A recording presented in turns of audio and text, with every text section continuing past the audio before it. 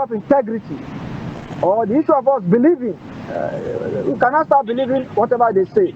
All right. So this is what for us to do. Okay. So we are waiting. Comrade. Yes. All right, Comrade, I love the fact that you also decided to bring everyone up to speed, and giving the backstories as regards to what has transpired with the Labour Party and INEC. Okay.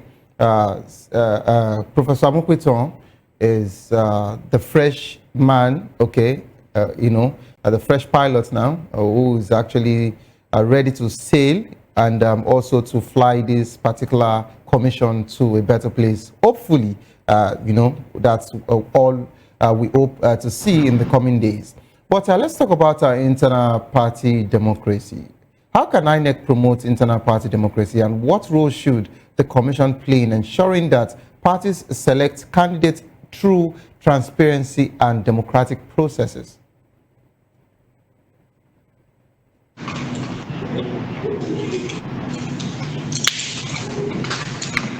Hello, comrade. Can you hear me? Yeah, I can hear you now. Please go ahead. There? Come to the issues. Now, INEC is the umpire, and this is the primary responsibility of INEC to ensure they conduct free, fair, and credible elections upon which the national administration can be anchored. But you cannot do that without the political parties. But INEC has a role to play in parties' internal democracies. One, parties administration. Now, every party is governed by its own laws, which is the Constitution. For instance, there are rules, there are guidelines, there are regulations on how aspirants can emerge as candidates. And only recently, INEC upgraded their system where codes are now issued to party chairman and secretary to upload information from the party to the INEC platform. Now, that portal, as ingenious as that technology is or was, provided room for manipulation. You see, this is how Abure was able to manipulate the entire process. But unknown to him that there are still people in the system who will ensure and insist. So INEC will have to look, after they have received information from the parties through the portal, INEC have to make public presentation of those, just the way they do. You publish the list, you publish your form, you see all of those details for the public to see. So that the public can have follow up with their own correspondence to say, no, this is not what it is, or this is what it is. So that should be done. Then the party on their own should be able to uphold their own laws, their own rules, their own regulations. If the party constitution says for an NWC, the tenure is 4 years, for God's sake, at the end of that 4 years, there should be a transition. For instance, the Labour Party, we were elected on the 10th of June 2019. Today is 28th of October 2025. We are running to 6 years, for God's sake. And Abure is supposedly running a monarchy where tenure no longer expires. So INEC should be able to put his feet on the ground. INEC on the 23rd of July 2024 saw an affidavit to say Abure's tenure expired and eventually went to court. Up to today, Abure has not obeyed court judgment, neither has Abure obeyed INEC. Until recently, we saw a new conspiracy with the INEC acting national chairman, Julius Abure, where a take and court order was used to invite Abure. Okay, I think we have a network glitch there. All right, engineer, are you there? I'm there. Okay, engineer, of course, this is also your party man. So let me come to you. Professor Amokweton talked about the audit of 2023 elections, and of course, we don't know the specific challenges that he wants to, look into. But I don't know if you have any idea as regards to the challenges that he hoped to identify through the comprehensive audit of 2023 general election, and how will the findings inform future electoral, reforms. But basically, I want us to talk about that of the courtroom warfare, is Amukuton's description of pre-election cases as litigation by other means a fair characterization? And what implication does this have for the role of judiciary in Nigeria's electoral process? Well, looking at, yes, what he said is noble in an actual sense, minimizing the litigations. But another issue now is that the cost of those pre-election litigations. Not all pre-election litigation centers on party primaries. Some of them may be also credentials of the candidates also. But you see, during the last election, a lot happens, yes, just like the comrade Amseleb mentioned the case of Labour Party, whereby Julius Abure fictitiously and criminally changed the outcome of the party primaries. After he collected money from some other people, he decided to compromise his own primary. The cases are in the court. All these things are part of the pre-election matters. So let's not preempt him, but let's see what he's coming up to. But like I said before, I am not expecting, many Nigerians are not expecting, because we have had these rhetorics in the past. But for the benefit of doubt, let's hold our arms and watch how he's going to do it, how he's going to enforce the internal democracy in the political parties, starting from the Labour Party, ensuring that the people that participated in criminality in Labour Party to be prosecuted and not to have any other thing to do with INEC. I think one of the first things the new INEC chairman should do for us to believe in him is to sanction those political officers. At least they have written their own internal mechanism. They have discovered that they are culpable. They compromise their party constitutions. They have to sanction them. That will be the first step, so that the subsequent people that may be thinking of doing similar thing will not know that INEC will sanction them.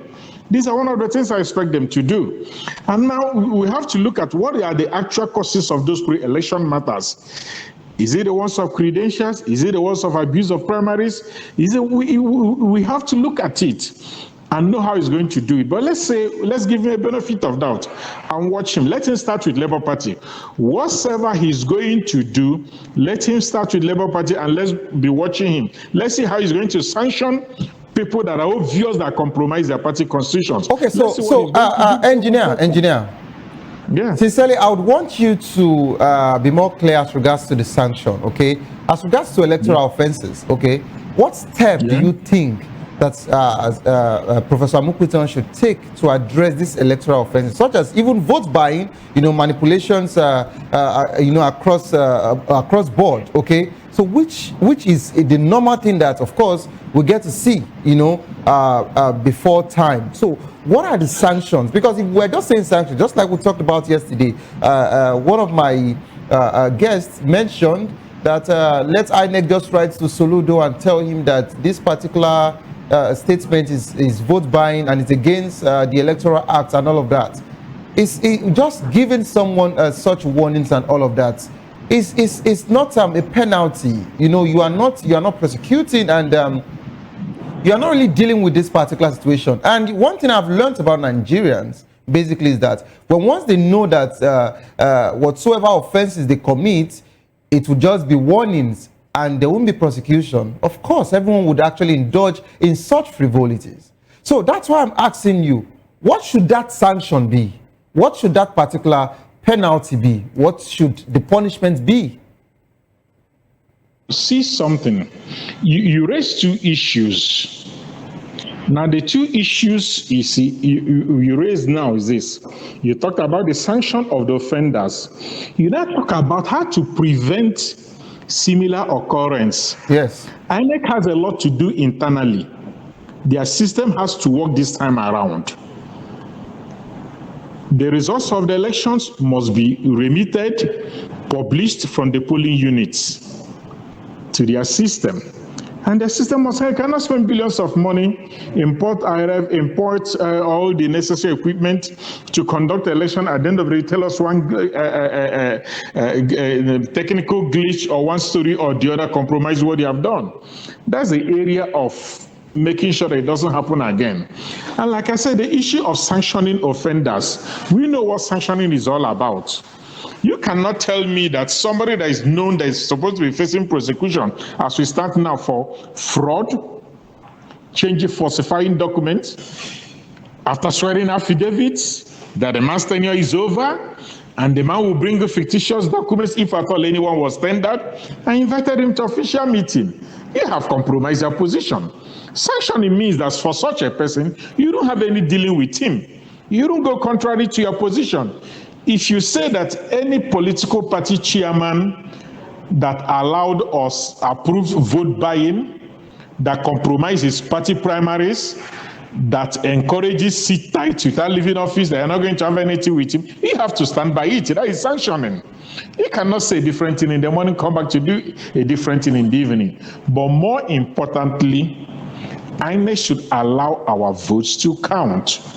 Allow whatever we did at the voting ground to manifest.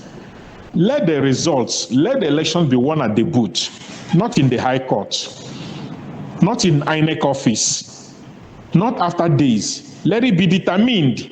We need a kind of electoral system whereby from the booth at that day, we can look at INEC screen and say, look at who is winning, look at who is losing, look at where he scored this, look at where he scored that. So there is a case of 2023 election where you have mutilated electoral materials inside INEC custody. How do you expect that? Who canceled those 18,000 votes? So INEC should start cleaning their own front, first and foremost, if they want to stop it, because the moment you indicate compromise from your own end, there's no way you'll be able to enforce that internal democracy in political parties. So sanctioning means that they have to start from stop dealing with those party leaders that went contrary to electoral laws, that compromise their party primaries, that falsify figures, that falsify results. Then also their own sanctioning their own staff that played a role in one way or the other to mutilate electoral results. Those of them that discarded the INEC equipment and came up with false stories of technical glitch and all those rubbish. So they have to start with them. That is sanctioning we are talking about. They have to start and then they cannot earn our trust, our confidence before the 2027 election. So we have to see something physically on the ground, because you see, they have lied to us severally. We have lost confidence in them. There's nothing to pretend about it. That is a reality. So they need to do more to earn our confidence again, to believe in them. Okay, so before I go to Comrade Slave, I want to discuss something that is quite disturbing as regards to INEC independence. You know, you would agree with me that we've actually talked about this situation over and over again, and we were hoping that the